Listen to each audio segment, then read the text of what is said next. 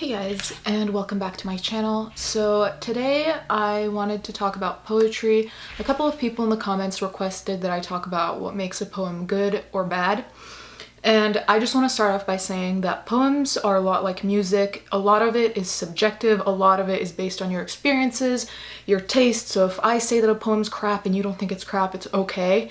I'm just going to talk about structurally what will make a poem better, okay? I've made a couple of notes on my computer just so I remember what I want to say. And yeah, rhyming. This one's a little bit difficult because this is something I learned in my modern poetry class, which was actually a workshop. And actually I'm going to post maybe one or two of my poems that I wrote in sophomore year in the description, because I feel like it's only fair that if I'm talking about this, you can roast me in the comments about it if you want. But rhyming. So in older poetry, like 1800s and even before that, like Shakespeare times in the 1600s, rhyming was very much a thing. That's why we have the Shakespearean sonnet and the Petrarchan sonnet that have their particular rhyme schemes. In the modern day, rhyming is done far less, for the simple reason that it's been done so much before by these literary giants that it's very hard to imagine a new way to make rhymes feel fresh again, if that makes sense. One of the first things my poetry teacher told our class was try to avoid rhyming because right now that's seen as dated. Now, if you want to do that, that's fine. I'm just saying what her opinion was, and she was a published poet, so she knows what the poetry and literature world is like in terms of that. So in a sense, let's say that the rhyming world has been conquered, so to speak, which is why these days, if you look at modern poetry, very rarely will you see it rhyme, and if you do see it rhyme, it probably has something else in order to make it more individual, if that makes sense, because I think that we've all had our fair share of poems where we saw rhyme, and it just felt like we read that poem before, even if we hadn't. The second thing that's important in poems is diction. So your word choice in a poem can make all the difference, obviously. Now, the important thing is to have a rich word choice. And when I say a rich word choice, I'm not saying you have to use complicated or long words, but you have to use words that really accurately describe the situation of your poem, no matter what it is. And when I say accurately describe, I mean using the term pretty or using the term nice. Most of the time, that's not going to be very specific because you can say it's a pretty day, it's a nice day, like you can throw those out and they're not very specific. So when you want to have a rich diction, you want to be as specific as possible and make it as visual as possible too, because a lot of the times visuals help people stay engaged and make poems far more interesting. The third one is pacing.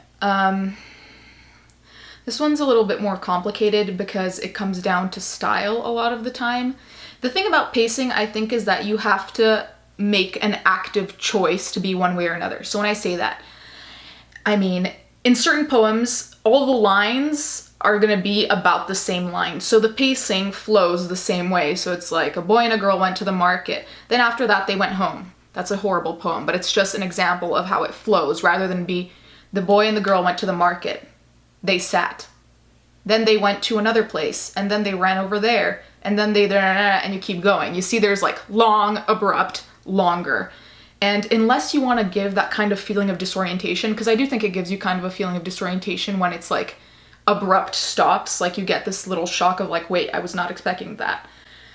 So when I talk about pacing, you have to be very mindful of how you want the reader to be reading this aloud or in their heads. Do you want it to be a constant flow, or do you want it to be like abrupt stops? And depending on what you're talking about, one or the other is going to be right or better for the situation. A couple of poems that I've written have had abrupt stops because they were supposed to be kind of depressing, really.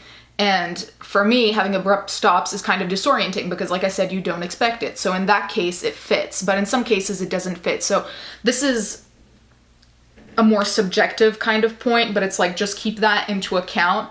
And also, when I talk about pacing, in the end, your pacing will appear on the page because people will see the long line, they'll see the short line, whatever. And this is an important part of poetry too, because our teacher said the way that your poem aesthetically looks on a piece of paper is important. So don't discount that. So metaphors and similes can be really groundbreaking if you use them correctly. The thing is that metaphors and similes also very often turn into cliches, like,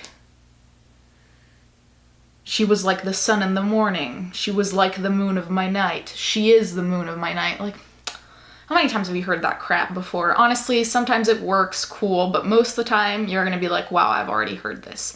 So the thing about metaphors and similes is that in a way it's cool because you can use a cliche and then cut off a piece of it and put your own thing, and you've turned a cliche into something fresh and completely unexpected, which is what I like doing a lot, and which is something that our poetry teacher told us was like a good way to train yourself to think differently, because it's kind of like taking a cliche and making it your own, so it's not cliche anymore.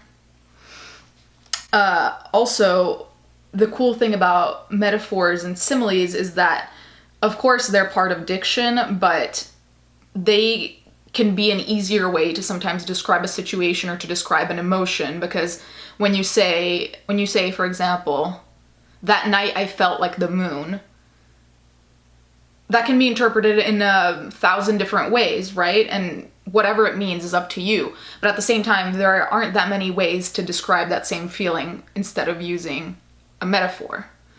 Does that make sense? Sometimes, well, what I'm trying to say is that sometimes metaphors and similes are an easier way to describe things because a lot of the times you can use less words but still get out the imagery and a general idea. Then how everyone interprets it is up to them.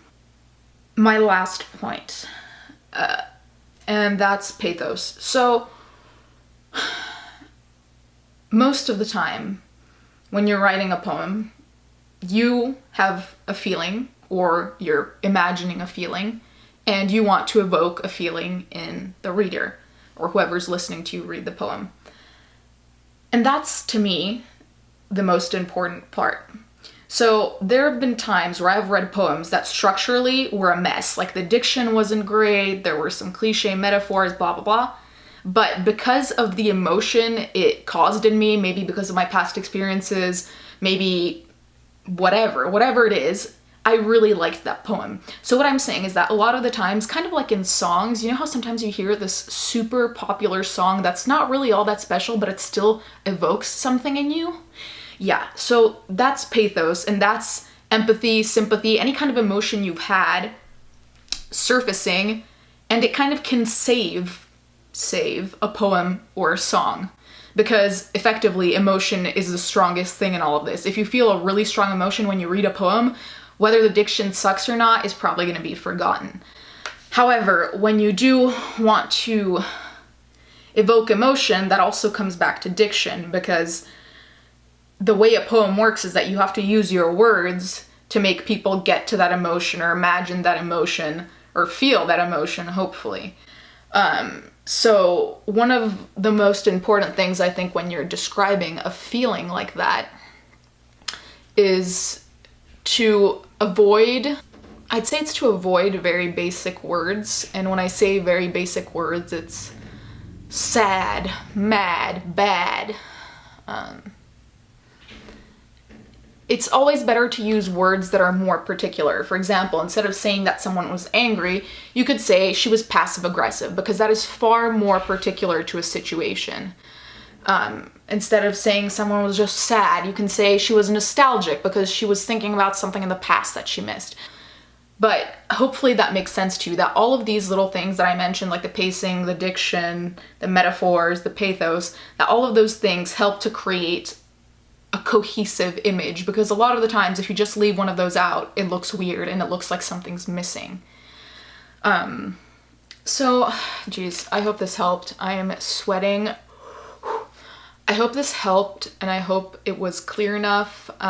If it wasn't, please let me know in the comments. Also, some people are talking about doing a Q&A.